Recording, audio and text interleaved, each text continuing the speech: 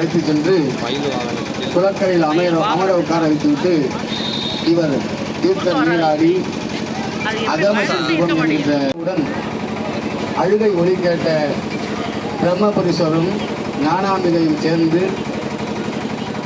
புறப்பட்டு மேலிருந்து கீழ் வந்து தன்னுடைய பிள்ளை அழுகிறது வந்து வாயில் எச்சல் ஒழுகின்றது. அதை கண்டு திருஞானசம்பந்தருடைய தந்தையார் யார் கொடுத்த எச்சை பாலை உண்டாய் என்று அருகில் இருந்த கோலை எடுத்து அடிப்பதற்காக ஓங்கினார்.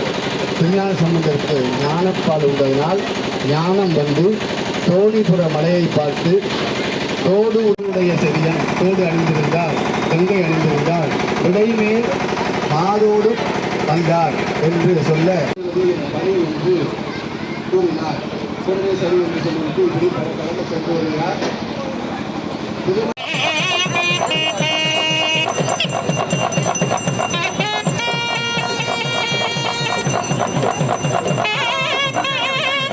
உங்கள் இல்லங்களில் இறைவன் வாசம் செய்ய அரசியல் டுடே பக்தி லைக் பண்ணுங்க, ஷேர் பண்ணுங்க, கமெண்ட் பண்ணுங்க, மறக்காம சப்ஸ்கிரைப் பண்ணுங்க.